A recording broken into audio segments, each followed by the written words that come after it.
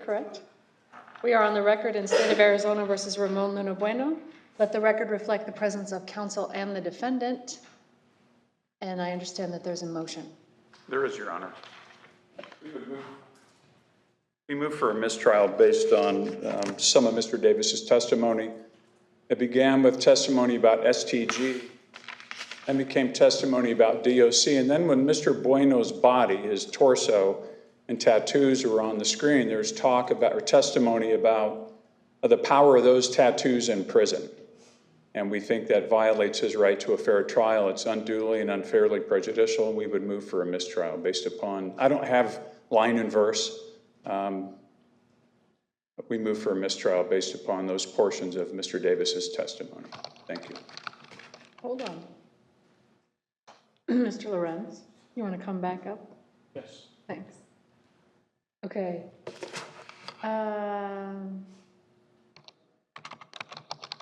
I'm just want to make sure I capture all the points.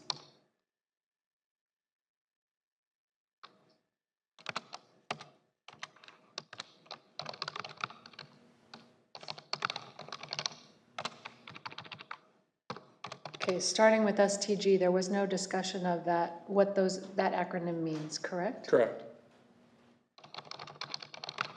I didn't hear, Mr. Lawrence, there was or was not? Was not. Okay. Thank you, sorry.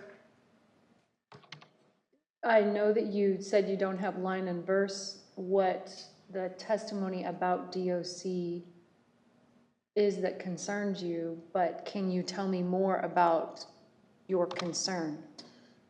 Yes, Your Honor. A photograph of Mr. Bueno's torso with his own tattoos were displayed to the jury. Ms. Dahl was questioning the witness about the significance or meaning of those tattoos. I believe at that point there may have been a question about do they give you standing or power or status, perhaps on the street, and Mr. Davis agreed, and he also said, yeah, and in prison too. And those, I don't know that the jury is an expert on, prison tats, but those are some pretty rough tattoos. And so when you're saying, yeah, those give you status in prison as well, I think that's horribly prejudicial and improper, and I think a mistrial is warranted. At the moment that statement was made, did you object? I waited until a few moments passed and then came up to the bench. I didn't want to draw any more attention to it than the testimony may have otherwise drawn. So I waited. I purposely delayed. And that, I think, was the last time we approached and spoke with you. So I didn't object out loud. I didn't say anything immediately. I waited until some time passed. Now, if we revisit the nature of the objection at the time, the nature of the objection at the time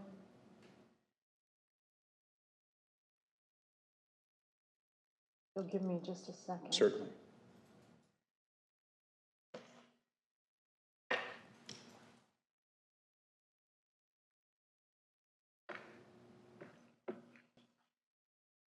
The nature of the objection at the time, when we had the bench conference,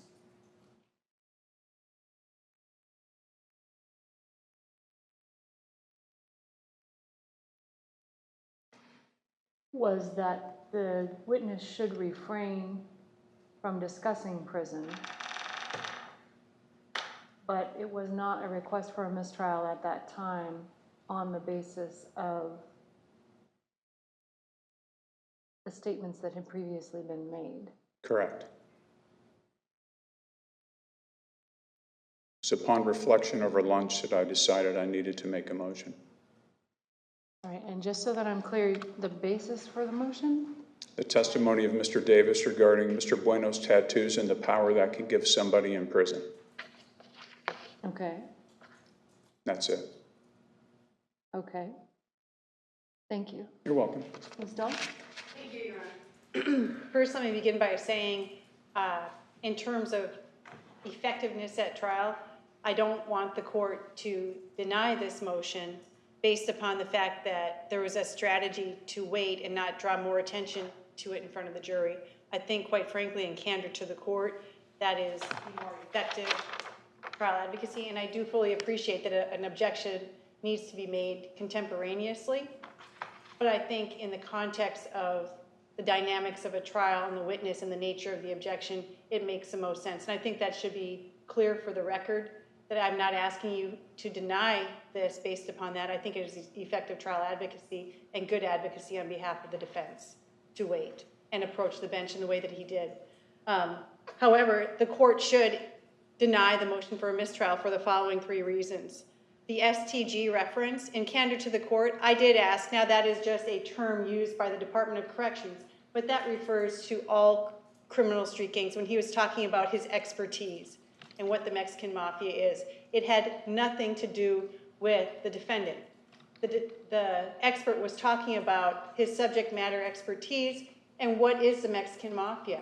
And no less than 3 to 4 times, based upon my recollection, did I say, again, there are individuals who have not been to prison, who are not in jail, who associate with the Mexican Mafia. And the record will reflect that.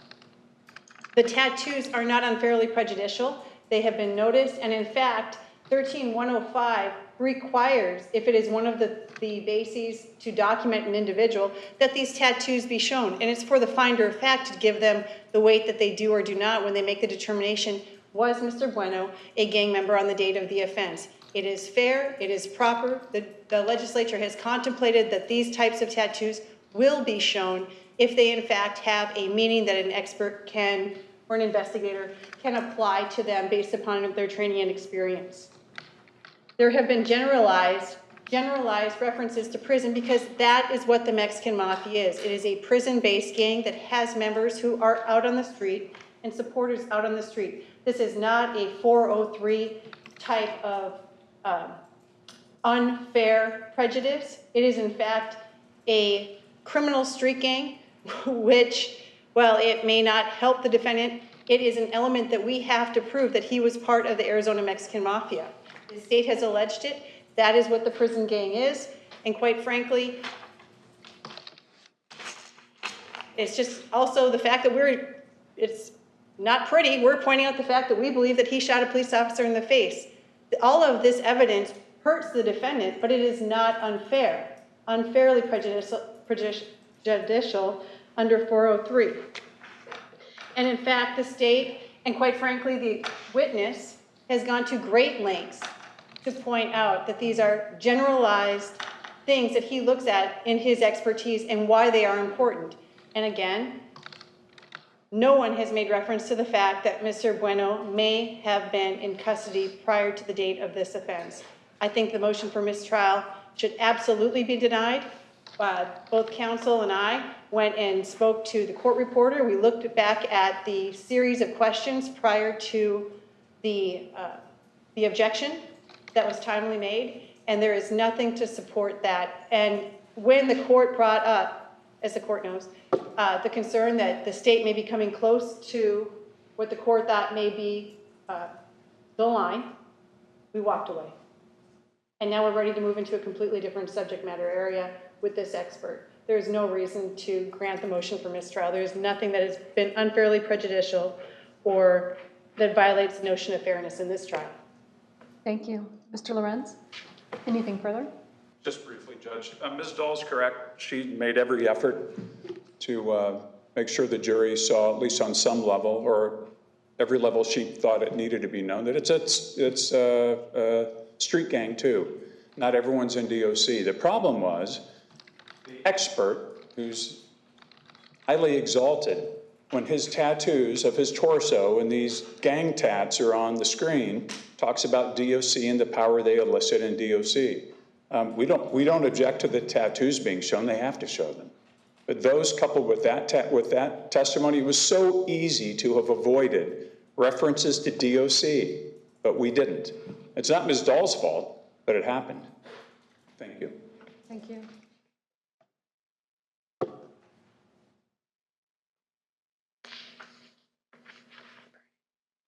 All right. Consider the arguments on the motion for a mistrial. In addition, I did go back and review a rough transcript of the testimony from this morning. I would agree with characterizations from both parties this morning. First, I am not going to deny this motion on the basis that it was not timely made. I would ask, though, if you're going to, as a defense strategy or even as a state strategy, refrain from making an objection to not draw attention to something. When we have a bench conference, I need you to make a full objection at that time so that we can address the issue once it's made. Yes, Your Honor. I am not deciding this issue on that basis. That being said, I am going to deny the motion for a mistrial. I agree that the principal testimony of the expert has been generalized references to prison. It is a prison gang. Well, I should say, it did start in the prison system, at least according to the witness's testimony, but it has also been testified to that it is a criminal street gang, and therefore, I think that the generalized references to the fact that this is where it started do not give rise to a mistrial. There was discussion of prison when discussing the defendant's tattoos specifically, but again, that discussion was a generalized discussion. It was not a specific discussion as to whether this defendant has or has not been to prison. I am not going to instruct anyone to clean anything up. I am going to leave in your discretion whether you choose to address this topic any further for purposes of creating what you may consider a clean record. So, if you should choose to revisit with your witness the question of whether or not any tattoos indicate that a person is in prison, I leave that in your discretion. I am not instructing you to do so. You may choose to do so for purposes of your record. Similarly, Mr. Lorenz, if you should choose upon cross-examination to explore that further, to clean something up for yourself, you may do so. I'm not going to tell you you can't. Thank you. I'm leaving that in the party's hands to make the record that you feel would be best, given that if there is a conviction in this case, it would likely go up on appeal. You get to make the record you feel will be appropriate, with the understanding that there will be no discussion of whether this defendant has gone to prison in the past. So I'm not allowing you to go there. That would clearly be a mistrial, and I would declare that mistrial, okay? So as long as we are having a generalized discussion, I leave it in your discretion how you want to proceed with that questioning. Any questions on my ruling? No, Your Honor, thank you. All right. Anything else we need to address before we bring in the jury? Just because it's a perfect juncture, Judge, I wanted to put on the record that based upon conversations with Mr. Lorenz, the reason we had generalized discussion of the documentation, which we normally wouldn't do in a case like this, is because the witness, specifically Mr. Davis, reviewed the STG validation packet where he was validated as a member of the Mexican Mafia. I know you don't have the benefit of that information. And so when there were references generalized to multiple documentation, he has an inch-thick STG packet, and so we were trying to thread that needle. So I do want the record to reflect that the state, through agreement with the defense that was negotiated, has been threading that needle and has been trying to fully honor exactly what you have indicated to the parties. All right. At this point, I am going to ask that FTR be shut off. We will get the jury brought in, and then while we are bringing in the jury, I would ask the witness to resume the witness stand, and I am ordering that the live feed be placed on the seal above my head. Thank you.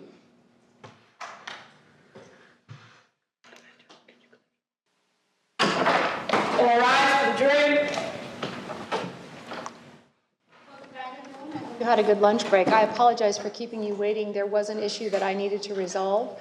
I have resolved that issue, and now we are going to proceed with continue with the direct examination of the witness. Ms. Dahl, whenever you're ready. Thank you, Your Honor. Detective Davis, is it common among criminal street gang members when they are seeking to evade or stay away from law enforcement to hide out with other gang members? Yes, it is. You were part of this investigation, correct? I was.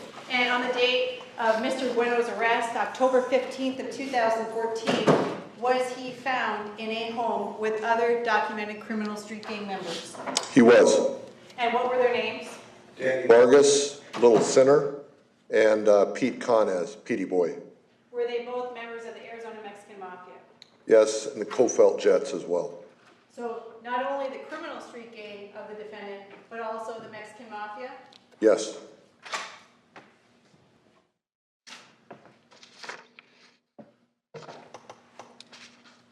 You played a critical part in the investigation regarding the locating of Danny Vargas, of the defendant, correct? Mr. Bueno? Yeah. Yes. I played a part, yes. During the investigation, you were part of the interview process of many associates of Mr. Bueno. I was. Was his sister Ida Bueno Fernandez, was she interviewed? She was. Was her boyfriend at the time, who lived with her, did they live together? Louis Perez, yes. Was he interviewed? He was. Was he taken into custody? Yes. During that process of him being arrested, was there a review of what was in his wallet? I reviewed the contents of his wallet. I'm going to show you what's been marked as Exhibit 70 and 71, which has been admitted by stipulation, or removed to admit by stipulation, I should say, Your Honor. And those exhibit numbers again were 70 and 71? What is in Exhibit 70, sir? Exhibit 70 is a Phoenix Police Department evidence envelope containing a Social Security card with the Social Security number and the name Luis Perez printed and also in signature form on the card. I'm not going to publish that at this time based upon it being a Social Security card, but does that appear to be what was impounded from Louis Perez? Yes, it does. And now 71, sir. Exhibit 71 is a piece of paper with handwritten information on that paper to look like an address. Also contained in a Phoenix Police Department evidence envelope containing my name and my serial number on the envelope as well. And this item was actually inside the concealed in the Social Security card, which is sort of a folded piece of paper. So tell us what it looked like in the wallet when it was opened up. It wasn't visible in the wallet. It was concealed in a small pocket. So when you looked in the small pocket, what did you initially see? The Social Security card with the name Luis Perez on it. Why did you take it out? Because it's typical for individuals concealing or hiding information to go even further to conceal that important or relevant information. About says, Louis Perez, he's a member of the Mexican Mafia too, right? He is. When you opened up the Social Security card, what did you see? This piece of paper, which was folded as well, so you could just see the blank part, and that was sandwiched in between the Social Security card and the piece of paper that's attached to the Social Security card. Why was that sheet of, what here, can I have that? Absolutely. Let's publish it. Exhibit 71. You have a lot of familiarity with codes and communications by gang members where they try to conceal what they're really saying. I have seen a lot of code, yes. Is this, why was this, it looks like a random address in Phoenix, Arizona, why was this important to you? Well, it is coded, but it's not a very good code. But it was obvious looking at it that it was a phone number that was being concealed within the address.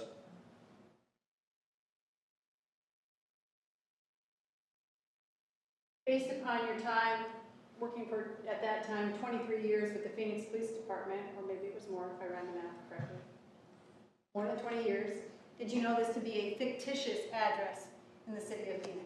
I did. And is that what drew your attention initially? That and the fact that the first 60,275 I was not familiar with any addresses on 20 that applied to 26th Avenue. And a little bit. So what did you do with this sheet of paper? I copied it, both the Social Security card and the paper, and I turned it over to it went to basically the task force that was being run on this investigation. And why is this address or this sheet of paper, why was it important? What are we looking at here? We're looking at a phone number that was used to contact Mr. Bueno.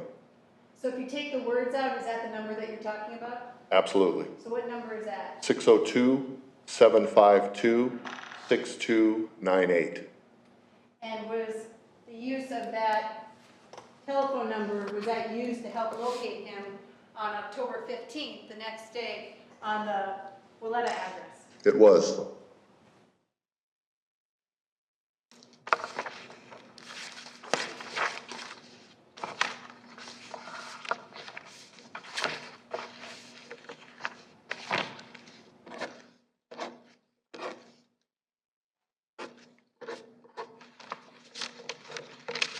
I have nothing further at this time.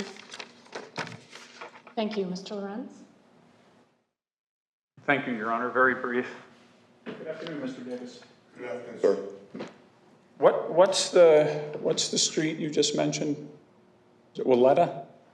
I didn't mention Ms. Dahl, was that the question on a Willetta address? You said yes? Yeah, I don't think it was actually Willetta. It was 4221 West, something else. I don't believe it was a Willetta address, though. That's all I have, Judge.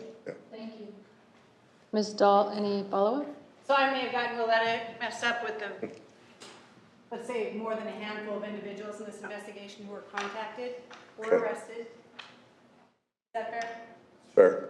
But was it the number that was used to contact him when he was caught with Danny Vargas and Pete Connes, Petey Conyas? yes. Nothing further. I see that we have at least one juror question. Counsel, would you like to approach?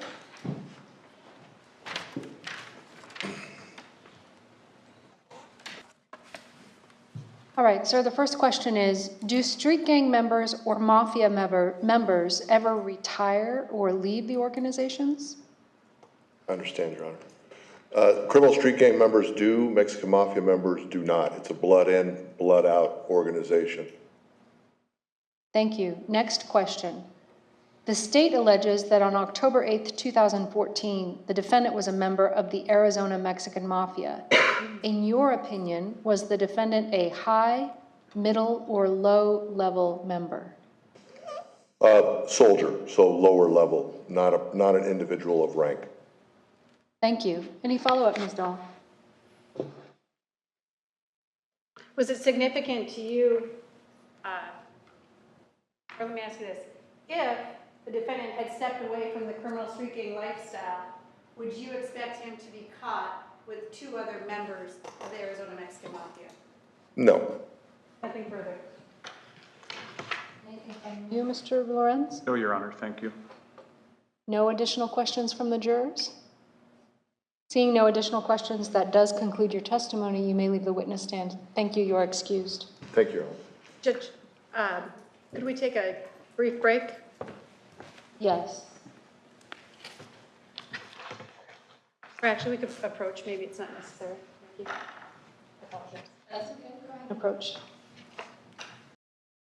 State will call its next witness, please. The state calls Detective Tobi Meyers. The witness is going to come forward and be sworn in by the clerk. Hello.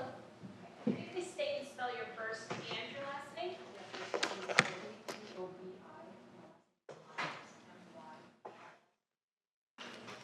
do solemnly swear the testimony you're about to give will be the truth, the whole truth, and nothing but the truth. You got it? You're going to come around the court reporter to the witness box. And then that black bar is a microphone. If you could just make sure to speak into it so that it amplifies your voice for the jury. Great, thank you, ma'am. Your Honor, at this time, the state moves exhibits 1, 2, and 3 into evidence. Objection.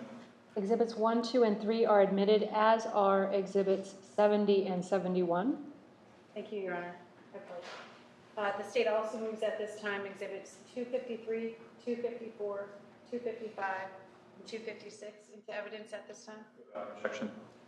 Exhibits 253, 54, 55, and 56 are admitted. Good afternoon. Could you please introduce yourself to the members of the jury? Yes, my name is Tobi Meyers. I'm a detective with the Phoenix Police Department. One moment.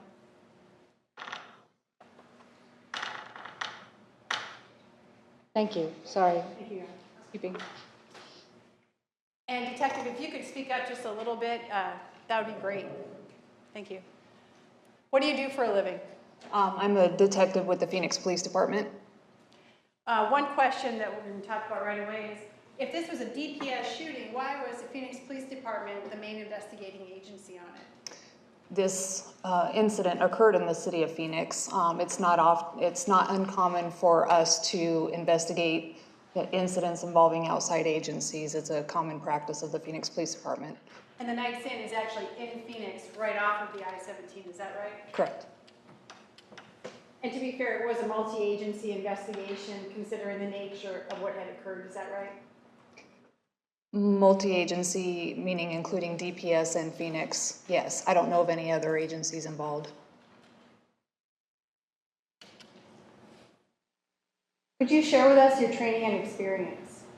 I've been an officer with the Phoenix Police Department for 23 years. I attended the Arizona Law Enforcement Academy. It was a 16-week academy back in 1996. From there, I served in patrol capacity for approximately 7.5 years. And then I moved to different investigative details. I was an assault detective, that was for 4 years. I spent 8 years in the homicide unit, deviated for about 1.5 years and went to Homeland Defense, and then came back to the homicide unit where I currently work again. Back on October 8th of 2014, what was your assignment? I was a homicide investigator. What role did you take in this investigation involving the shooting at the Knight's Inn that evening? I was assigned to investigate the scene. I'm going to show you what's been admitted as exhibit. Well, let's tell us what that means. What is a scene detective? A scene detective is the person designated to identify, document, collect, and preserve evidence from a crime scene. And in this case, was the scene that we're talking about the scene located at the Knight's Inn? That's correct. And there were other scenes as part of the investigation, but this was really your main focus. Is that fair? Correct. I'm going to show you what's been admitted as exhibit number 1.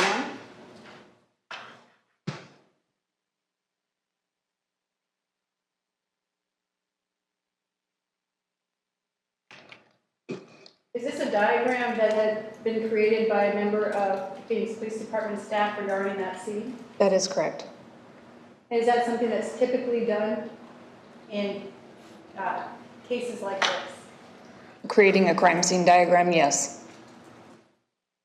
I'm going to put up there exhibit number 2.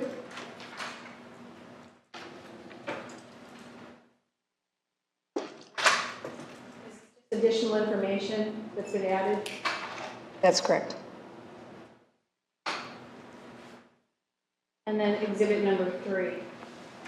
Now, what is different about this diagram versus the other diagrams regarding the collection of evidence? There's some numerical designators on that particular diagram. During the scene investigation, we'll identify items of evidence that we are intending to collect. In doing that, we will assign those items a particular number just to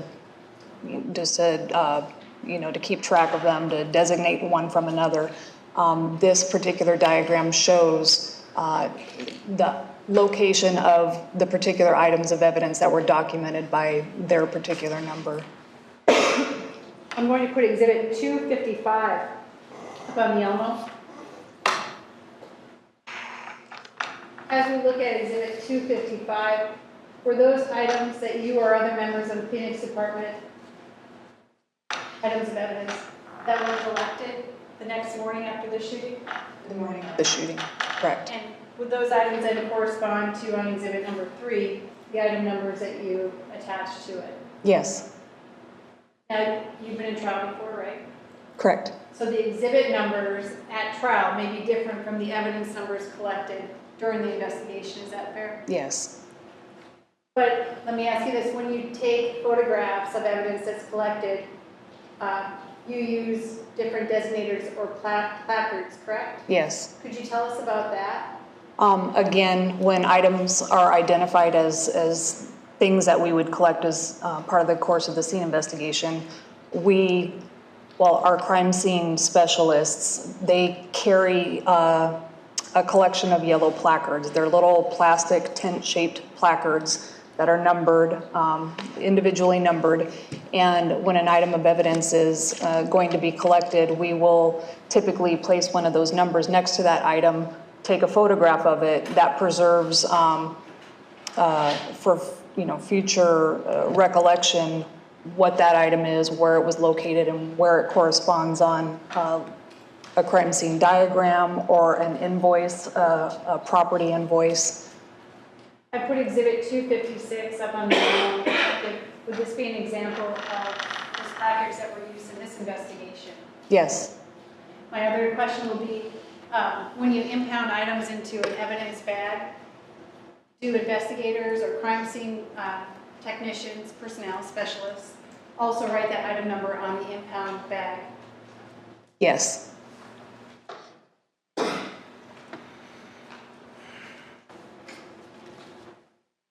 I'm going to put, before we look at the items collected in this case, exhibit 253 up on the Elmo.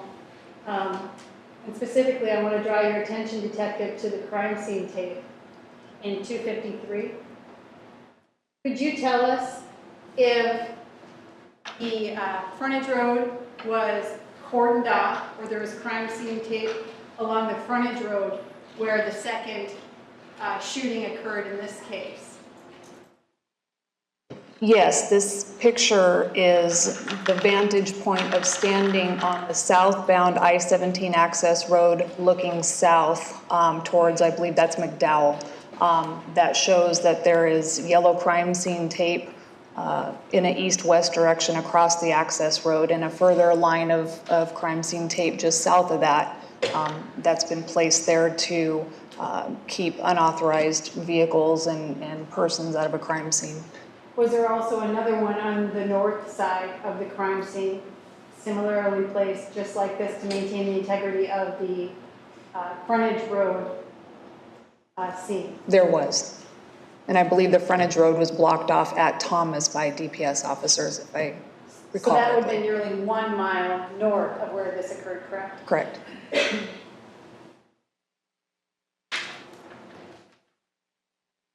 I'm going to put exhibit 253 back up on the scene.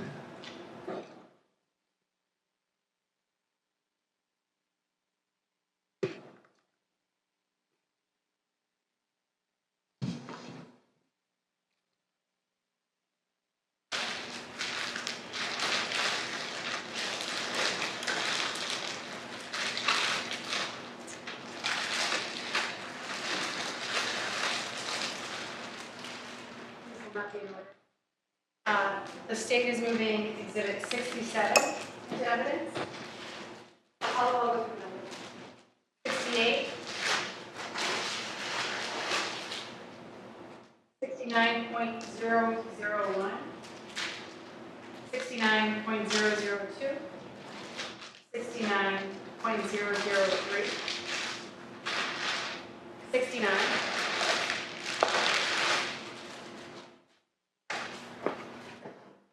15, 11, 12, 13,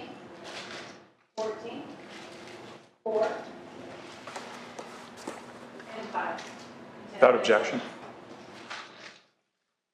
Exhibits 4, 5, 11, 12, 13, 14, 15, 67, 68, 69, and 69.001, 002, and 003 are all admitted. Thank you, Your Honor.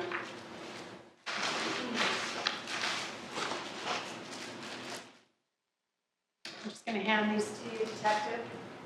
You could hold them up so the jury can see. I'm going to show you what's been admitted as exhibit number 68. You can print my notation. And if you could show the jurors what you are holding and where it was found. This is a vest carrier, a ballistic vest carrier, and it's designated by a GPS badge over the left breast and a name tag that bears the first initial J as in John and the last name Casey over the right breast area. This is the item that you can see in the photo on the screen that is to the left of the vehicle on the ground.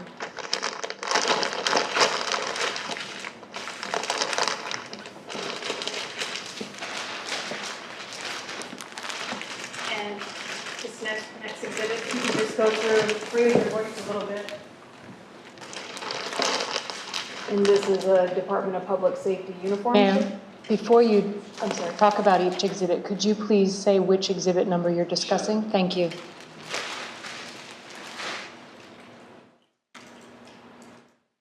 This is exhibit number 67. And again, a Department of Public Safety uniform shirt. Does it appear to have blood staining on it, similar to the last exhibit? It does. And did the last exhibit have blood staining on it? It did. And was that from Officer Casey? This, I believe, is from Officer Casey, yes.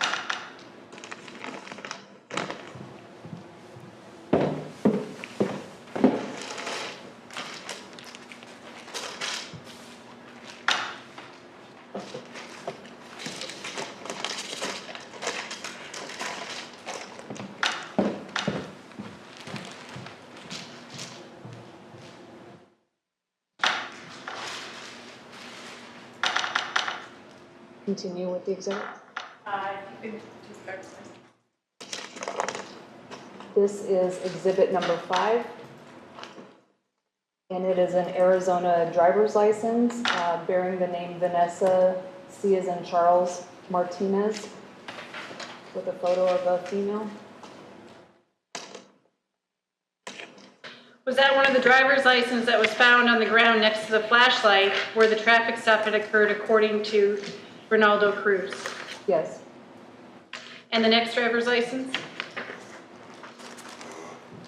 I'm going to put exhibit 114 up on the Elmo.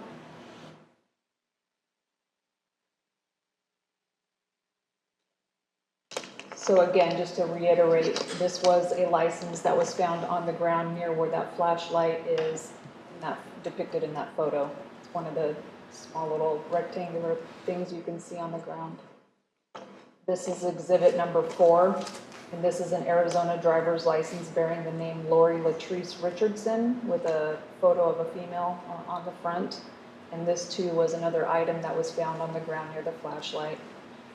You were there on scene the night that this occurred, almost along with the rest of your squad, correct? Correct. And were these two pieces of evidence critical to help identify who was in the vehicle that night? Absolutely. Continue. Yep. Okay. Before you continue, I just want to confirm, can all the jurors hear the witness? I'm sorry, I'll try to project a little better. Thank you. There is some are having difficulty. Sure, sorry. This is exhibit number 13. And this is an insurance identification card from Esurance. And it is a insurance card for a 2008 Mercury Sable vehicle. This too was located on the ground amidst the other documents near the flashlight as depicted in this photo. This is exhibit number 14. And this is a registration out of Kansas, a vehicle registration. And it's for a Mercury Sable 4-door vehicle, 2008. The registered owner listed on this document is Jesse Thompson and Lori Latrice Richardson. Again, this item was found on the ground depicted in the photo here.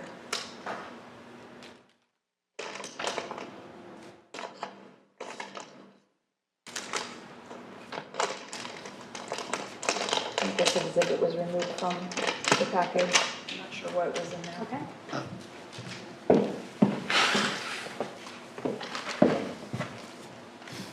This is exhibit number 12.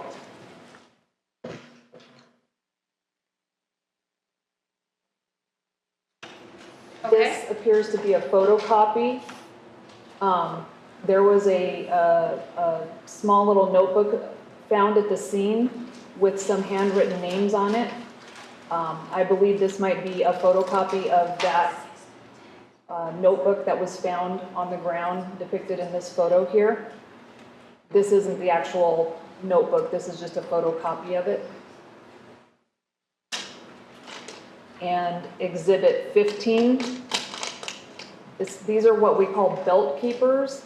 Part of an officer's uniform, they'll typically wear what's called an inner belt, and that's usually looped inside the belt loops of the pant that they're wearing, and then their duty belt will go around that, and those two belts will be secured together by what we call a belt loop, and they snap to keep those two together. So if there's any tugging done on a duty belt, it would be further secured to that inner belt, just as an added measure of security.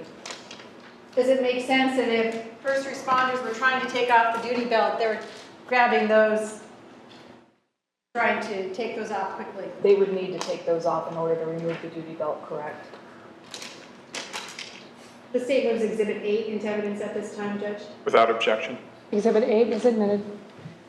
You were talking about a notepad earlier. Does this appear to be a portion of that? Yes, yes. And this is exhibit number 8. And did it appear that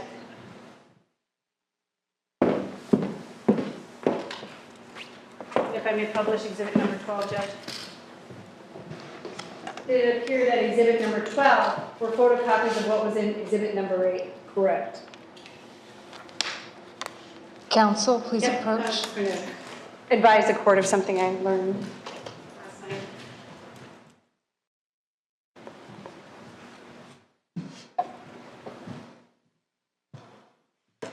That was all. Oh, let me grab this one.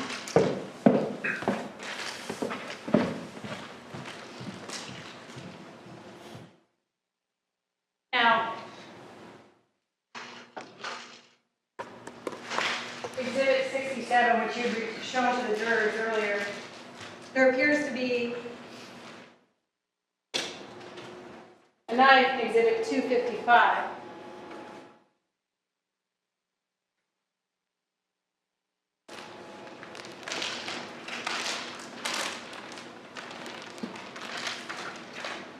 It appeared that Exhibit 67 had been cut. Correct, yes.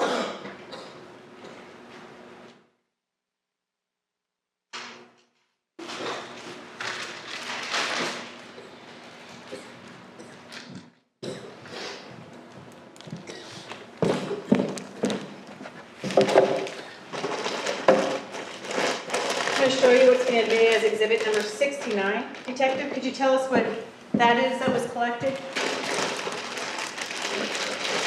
This is Officer Casey's duty belt that was collected from the scene. You could, as it's depicted in the photo over there near the front right tire of the vehicle. Now, Mine it is- is, sorry. I was just going to say, Just one moment, please. Do we need to take a break?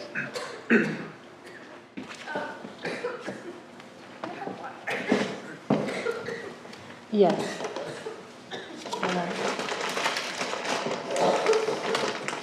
Water? There's some water.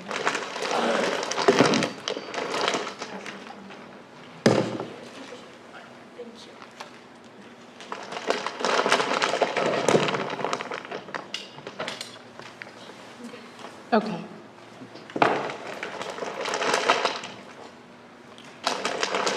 Again, exhibit 69 is Officer Casey's duty belt. That was on the ground as depicted in the photo projected on the screen, minus his duty weapon, which was in the belt when we collected it, and minus a taser.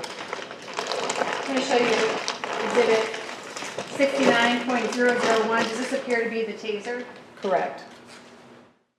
And is it common when you testify in court that you don't send evidence back with like a loaded taser to the jury room together?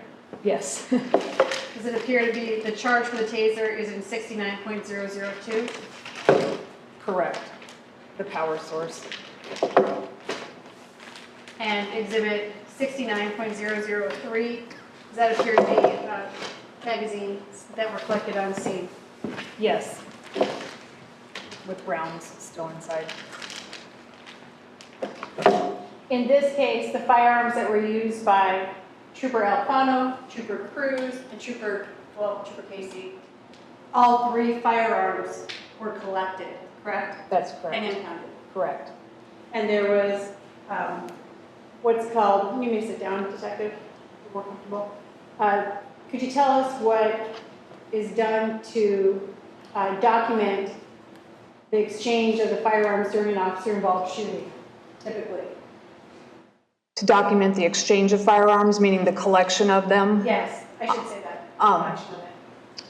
So during officer-involved shootings, it's Phoenix's practice to officers that were involved in the shooting, and sometimes even witness officers that we were given information that they did not fire their guns. Sometimes it's our practice to do what's called a bullet count for those weapons. Starting with the weapons that had been fired in a police-involved shooting, we'll take those from the officer, and they will be documented not only in photograph form, we'll take pictures of the gun, how it was carried at the time. Once we remove it from the holster or whatever instrument it was carried in, we will photograph it and then systematically with gloves disassemble it to document the condition of the gun, meaning was the gun loaded, was there a round in the chamber, how many rounds were in the magazine. We oftentimes do that at the scene, sometimes we do that back at our crime lab, and those pieces of information are often photographed. We'll often disassemble the gun and take step-by-step photographs of the condition of the gun. Again, the round in the chamber, ammunition in a magazine, and then we'll further document that when we go to impound that item as evidence, reiterating all that information in a written report form. How many officer-involved shooting scenes have you been involved with in your career? I don't think I could quantify that. I would say I feel comfortable in saying 20, but that's, again, I couldn't quantify it. And have you been involved in interviews? Correct. The officers who've either been shot at or had to discharge the firearm? Yes. Is it common for those who are involved in those situations to not remember exactly how many times they fired their firearm? Definitely. Is it common not to remember exactly how many times they were fired at? Of course. Is it common to not find projectiles after the bullet's been expended from the firearm, where those projectiles end up? Yes, that's common, especially in outdoor scenes. Could you tell us more about that, why that is based upon your investigation? As to not being able to necessarily account for every projectile or casing from the scene. Yes. Often, we never have the benefit of usually being there during the occurrence. So to reconstruct the scene exactly as it was becomes challenging. We rely on witness testimony, but there are a lot of variables in shootings that make accounting for all evidence difficult. For instance, if if there was a gun being fired from a moving vehicle, it's hard to designate exactly where that vehicle was and its position when the round was fired. Again, outdoor scenes are very challenging because gun projectiles travel very fast and very far. We often don't have the benefit of finding every projectile or casing in shootings and outdoor scenes. Sometimes the scenes are compromised by if they're happening in a roadway prior to officers being able to cordon off certain streets. Sometimes things get moved because of continuous vehicle traffic responding police officers to the scene. Things could get disturbed.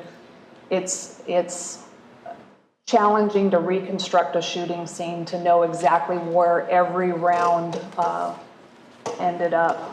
We have the benefit of, some scenes have backdrops where projectiles will go into, such as buildings or vehicles, but in an open air space, sometimes it's just difficult to account for where all of those projectiles end up.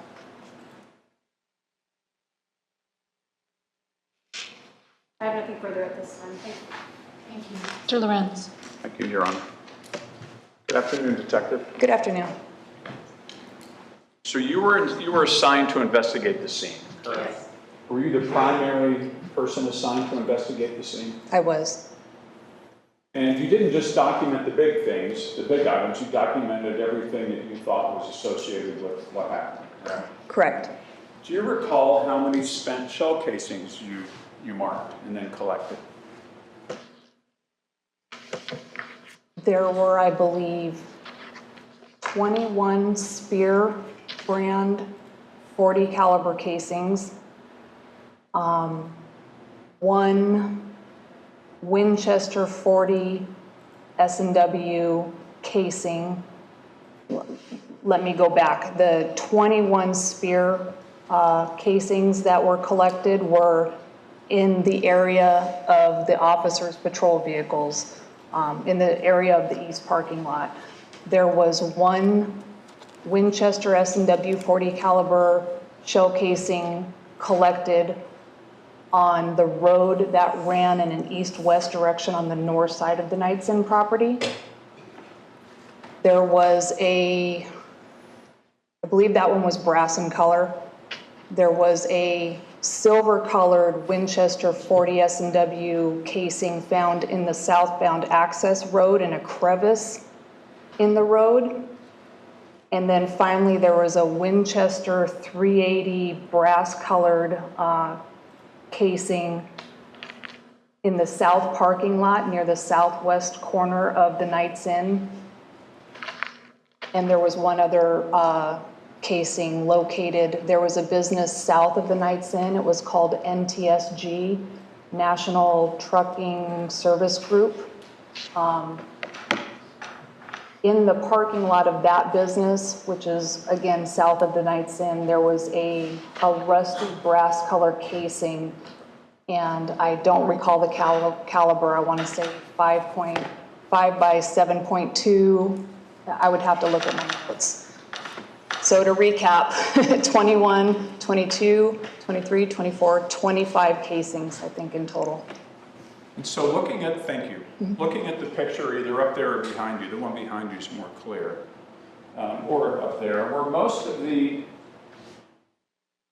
40 caliber casings around this area? The Spear ones, the Yeah. Spear brand, correct. They were in the east parking lot. And those are, did you determine those were trooper casings? I believe they were, yes. And as we look at this picture, were they, as I point this way, that's north, correct? That would be west. Let's get another. Those vehicles are west of Trooper Cruz's vehicle. What direction? You're saying that's west?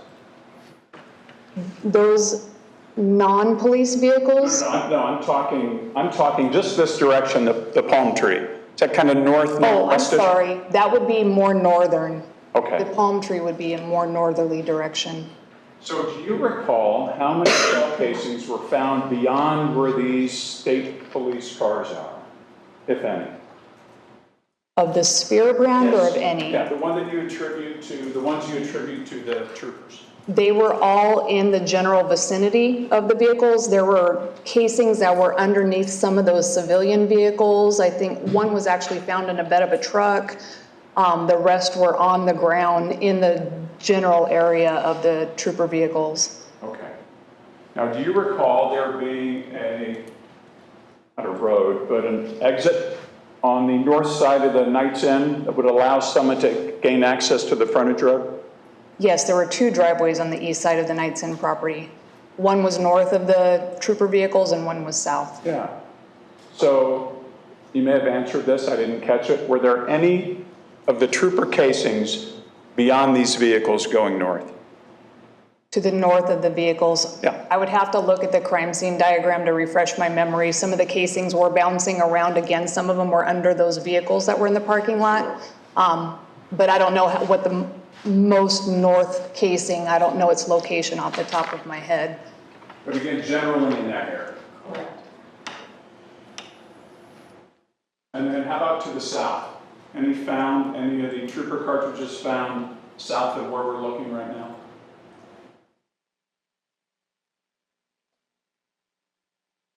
There may have been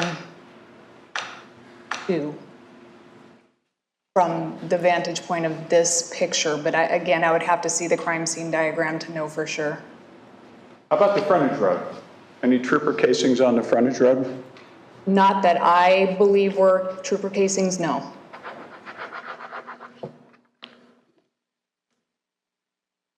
Thank you. Yes. That's all I have, Judge.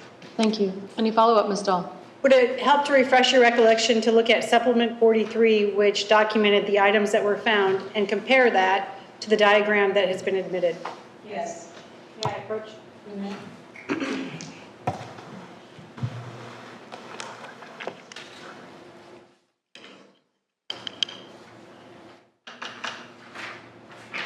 I'm going to give you what's been admitted as exhibit number 3, and then if it helps refresh your recollection, looking at these numbers in your readers.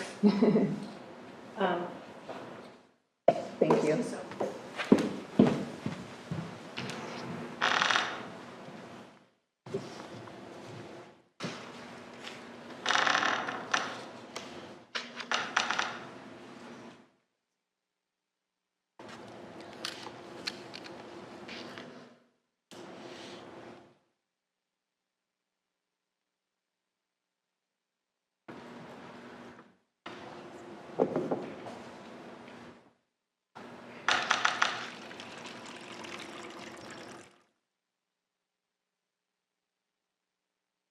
So it appears, based on the diagram, And here, let me put, if you don't mind, exhibit number 3 up on the Alma for everybody.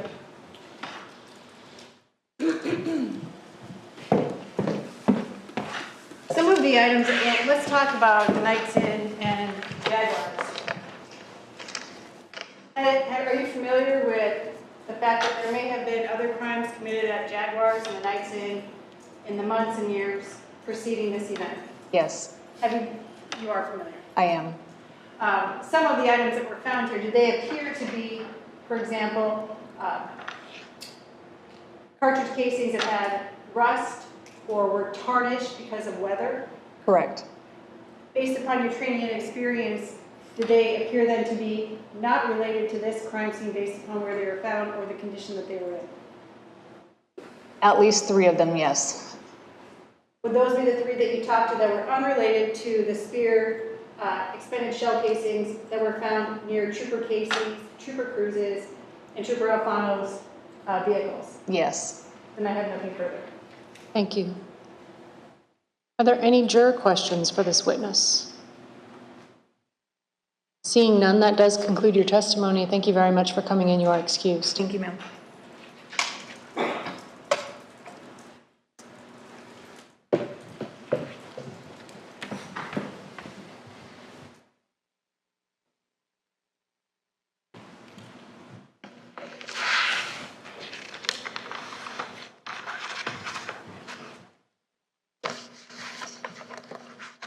the state like to call its next witness? Yes, the state calls Alan Kreitl to the stand, Your Honor. Kreitl. Thank you.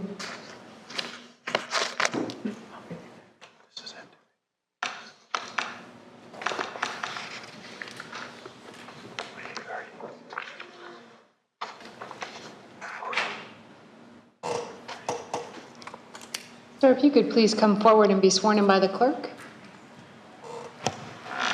Hello.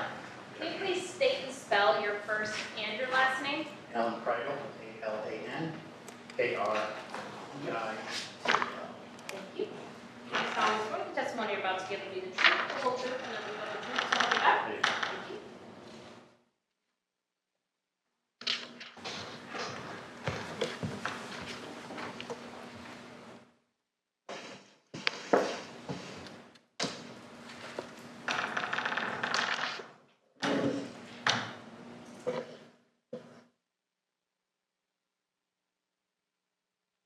Good afternoon. Good afternoon. What do you do for a living? I'm a forensic document examiner with the Arizona Department of Public Safety Crime Lab here in Phoenix. Could you tell us what that means for those of us who are normal Terps? So as a document examiner, the majority of my casework involves doing handwriting comparisons to determine authorship of who didn't or did write a body of writing. I also examine suspected counterfeit documents such as currency or ID cards, ink comparisons, paper comparisons, almost anything you can think of that deals with the authenticity of a document. State moves exhibit number 7 into evidence at this time. Without objection. Exhibit 7 is admitted. Could you tell us about your background, which makes you qualified to do the job that you do as a document examiner? I have a Bachelor of Science in Forensic Science from Michigan State University. To do work as a document examiner, I completed a 2-year on-the-job apprenticeship from 1998 to 2000 at the DPS Crime Lab, which I currently work for. Those 2 years involved working side by side with a senior examiner, working cases, doing proficiency tests, practical exams, also spending 2 weeks with the Secret Service class, 1 week with the FBI, and then passing a series of practical exams. These practical exams, are they to test the qualifications of your proficiency as a document examiner? They are. Do you have associations that you belong to or an accreditation? I do. I'm a member of the Southwestern Association of Forensic Document Examiners, where I currently serve as a board member. I also have an external certification from the American Board of Forensic Document Examiners. In this case, the case involving the shooting of DPS troopers Cruz, Alfano, and Casey, were you asked to do an analysis of a notepad that was left at a crime scene against a known handwriting sample from one of the individuals law enforcement believed was involved? I was.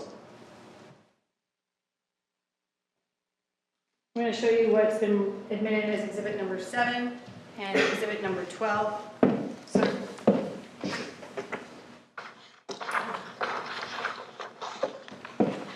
was number 7 purported to be the notepad that was left on the scene of the shooting involving those 3 troopers, based upon what you learned? It appears. It may have been repackaged for court. Yeah, I actually, in this case, I only examined a copy of one of the pages. Never examined the original notepad itself, but this particular exhibit, Number 12. 12, yes, is a copy of the page that I examined. Now, in fairness, you didn't have a ton of information to compare a known handwriting sample against what was left at that scene. Is that fair? That is true. Tell us what your conclusions were in this case regarding, and was the known handwriting sample from an individual by the name of Ramon Bueno? It was. Tell us what you do, or generally is done to get a known handwriting sample so you can do the work that you do. Well, there's 2 types of known writing that can be submitted for examination.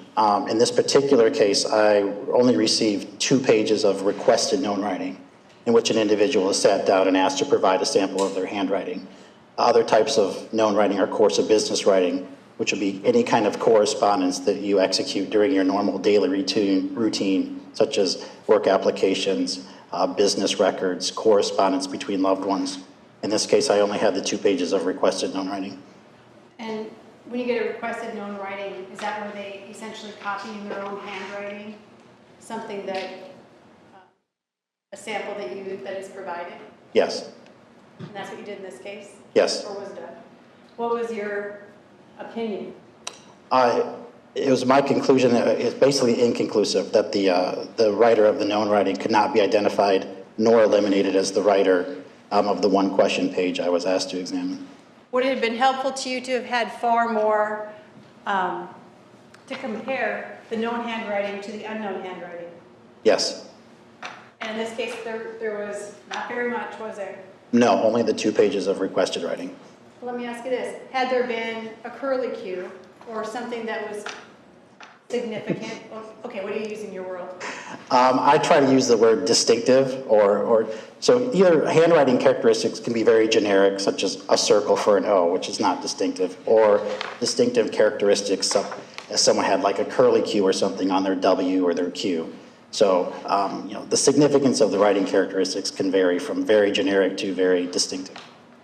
So had there been something very distinctive, you could have excluded the defendant from being one of the writers on that notepad, correct? That's possible. Had there been something really distinctive, you could have made an identification, correct? Yes. There wasn't a lot of data for you to work with, though, is that right? There was not. Even on the question note itself, there's very limited writing on here, 3 names and some numbers. But you tried. Yes. Nothing further. Mr. Lorenz? Thank you, Your Honor. Good afternoon, Mr. Kreitl. Good afternoon. So you take what's given to you and you examine it. That's right. Is it fair to say that you don't have any interaction until the document and the supporting documents come across your workspace? Yes. And in this case, you received, I believe, from law enforcement 2 kind of writing samples, correct? Yes, 2 pages of writing from 1 individual. And the type you received didn't come to you because that's what you requested. It's what you got. It's what I got, yes. I think you wrote that if you had kind of in the course of business writing, you may have been able to look a little deeper. That's correct. Is that a request you made or just a notation you made? No, that was a request that was put on the report. And did any in the course of business writing come to you after you made that request? No. Thank you. That's all I have. Anything further? Dahl? Nothing further. Are there any questions from the jury for this witness? Seeing none, that does conclude your testimony. Thank you very much for coming in. You are excused. Thank you, Your Honor. Would this be a good time for a break, Ms. Dahl? Yes, thank you. That there. Thank you, sir. For the jurors, we are going to take an afternoon break. Please remember the admonition applies during all breaks, and we will see you back in about 15 minutes. All rise for the jury. Please be seated. All right, Ms. Dahl, where are we? Judge, we moved pretty quick today. I plan on recalling Ronaldo Cruz to answer some of the questions that were posed since we had this opportunity with the witnesses. Tomorrow, Your Honor, there are 3 witnesses. At 10:30, it will be William Sunderland, who is an individual who was at the Knight's Inn the night of the shooting. I don't expect that to last more than 25 minutes, if even. Lori Richardson, who is a significant witness, as this court knows. She will be on the stand, and I also, in case we end early, I also will have Detective Will Bishel, who is an individual who's involved in the investigation, the processing of the car, and some other areas of the investigation. So I think that should be, I will tell you in candor to the court, I think we're moving very fast in this trial. We are definitely on point. We will meet the court's deadline easily, even with the additional days that we have built in now, where there may be a break, like on the 10th. So we will be good to go. And by a break on the 10th, you mean we don't have witnesses available? No, I think the morning this court is teaching. Correct. But on the 10th, we will have witnesses on the afternoon, Okay, is what I meant. fair enough. Other than Officer Cruz, then this afternoon, you do not have any additional witnesses? I don't, Judge. I thought it'd be a little bit longer with one of the witnesses, but it's not. Okay, but Officer Cruz is available to Yes. testify once our break is over? Yes, he's in the courtroom. Okay. Did you need copies of the questions? I would like to write them down so I can make sure I don't miss it. Okay, the court will make Awesome. question 7, there's another one. 88. Does it say not asked? The court will make questions 7 and 8 available to counsel for inspection during the break. Or And- if the court wanted to ask them, whatever the court prefers, it's up to you, obviously. I'm going to let you look at them. I'll allow you to ask them, and if you determine that you don't want to ask them, I'm not going to. Because I did tell the jurors that I would not ask questions of witnesses who had been excused. But if you want to recall witnesses, I'll let you ask the questions. Thank you, Your Honor. All right? We'll see you all back here at 2, I'm sorry, 3, I can do math, 3:10. Thank you. Thank you.